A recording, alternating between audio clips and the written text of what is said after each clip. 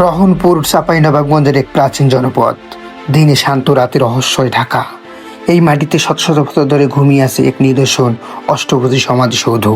লোকমুখে শোনা যায় এখানে কোনো এক সাধক সাধনা করতেন, তার মৃত্যুর পরে আটভুজা স্থাপনা স্মৃতিতে নির্মিত হয়, কিন্তু ইতিহাসের পাতায় তার নাম নেই, রহস্য এখানেই।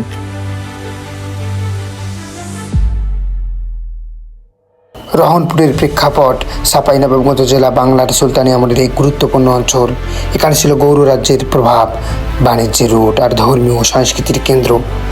রহনপুর ছিল তারই এক বাণিজ্য আত্মাধিক এলাকা। স্থানীয়রা বলে এই এলাকায় রাতে নাকি মাঝে মাঝে আলোর ঝলক দেখা যায় সমাধিসৌধের চারপাশে। কেউ বলে সেটা বাতাসের খেলা, আবার কেউ বলে সাধকের আত্মা এখনই অবস্থান করছে।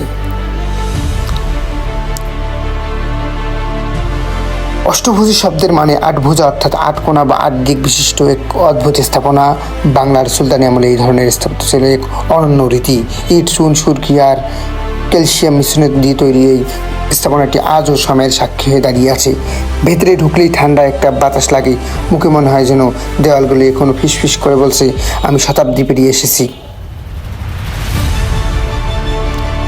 প্রত্নতাত্ত্বিক নিদর্শন এই স্থাপনার চারিপাশে পাওয়া গেছে পুরনো ইটের স্তূপ, ভাঙ্গা মৃৎপাত্র, কিছু ধাতব বস্তু, এমনকি ছোট ছোট সমাধিও। প্রত্নতত্ত্ব অধিদপ্তরের ধারণা এখানে এক সময় ছিল একটি ছোট আধ্যাত্মিক কেন্দ্র বা খানকা। মানুষ আসতো, থাকতো, সাধনা করত। অষ্টভুজী ভবনটি ছিল হয়তো সেই সাধকের স্মৃতিচিহ্ন অথবা তার অনুসারীদের তৈরি এক প্রতীক। রহস্য ও লোককথা। রহনপুরের বয়স্ক মানুষদের কাছে এই স্থানটি নিয়ে অনেক গল্প আছে। কেউ বলে রাতে এখানে নাকি মোমবাতির মতো আলো জ্বলে, কেউ বলে অদৃশ্য হাতি দেখা যায় দেওয়ালের পাশে দাঁড়ালে। যদিও বিজ্ঞানীদের একে বাতাসের চাপ বা প্রতিফলন বলে, তবুও এই কাহিনী রহনপুরের মানুষের হৃদয়ে আজও বেঁচে আছে।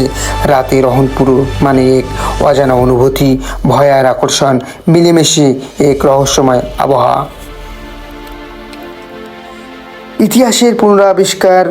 বাংলার ইতিহাস শুধু রাজাবাচাদের নয়, এই অষ্টভুজী সমাধিসৌধের মতো নিদর্শনগুলো বলে যায় সেই সাধারণ মানুষের গল্প, যারা তাদের ধর্ম, সংস্কৃতি আর শিল্পী চেতনা দিয়ে বাংলা গড়েছিল। এই ইতিহাসের ভিতরে আছে সময়ের নীরব সাক্ষী। আমরা যখন এগুলো দেখি, আমরা কেবল ভবন দেখি না, আমরা দেখি প্রাচীন বাংলার আত্মা। সমাপ্তি ও ভাবনা। অষ্টভুজী সমাধিসৌধ হয়তো আজ নিঃশব্দ, কিন্তু তার দেওয়ালগুলো এখনো বলে, আমি তোমাদের ইতিহাস, আমি তোমাদের শিকড়। রহনপুরের এই মাটি শুধু অতীত নয়, এখানে লুকিয়ে আছে ভবিষ্যতের অনুপ্রেরণা। আমরা যদি ইতিহাস জানি, তাহলে আমরা নিজেদের চিনতে পারবো, আর সেই যাত্রার নামই ট্রাভেল উইথ বিলাসী। রহনপুরের নওদা এলাকায় দাঁড়িয়ে আছে শত বছরের পুরনো অষ্টভুজী সমাধিসৌধ। এর জন্য প্রাচীন বাংলার ইতিহাসের এক নীরব সাক্ষী। এই ভিডিওতে আমি ট্রাভেল উইথ বিলাসী খুঁজে দেখছি সেই ইতিহাস, যেখানে রহস্য, ভয়, সৌন্দর্য আর সময় একসাথে মিশে গেছে।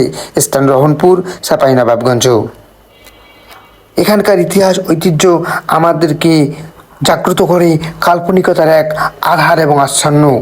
এই এলাকার মানুষের মনোভাব এবং ইতিহাস এবং ঐতিহ্য বলে দেয় এই নবাবদের কতটা প্রভাব এবং সাধু সন্ন্যাসীর একটা মনোভাব। প্রাচীন নগরীর এই ইতিহাস, যা বাংলার চাঁপাইনবাবগঞ্জে অবস্থিত। এর পুরো নাম মালদহ জেলায় হলেও এটা এখন বাংলাদেশের পরিপূর্ণ আয়ত্তে। এর পাশেই একটা নদী বা বিল, এখান থেকেই সাধকের আত্মার যে একটা পদচারণা, এটা আমরা দেখতে পারি।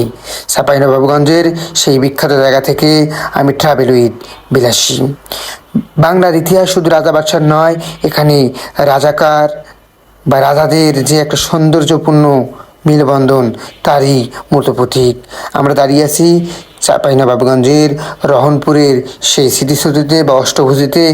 আমি ট্রাভেল উইথ বিলাসী আপনাদের ঘুরে দেখাচ্ছি এই সুন্দরতম দিনটি। সমাপ্তি ও সম্ভাবনা ট্রাভেল উইথ বিলাসীর সাথে। খোদা হাফেজ।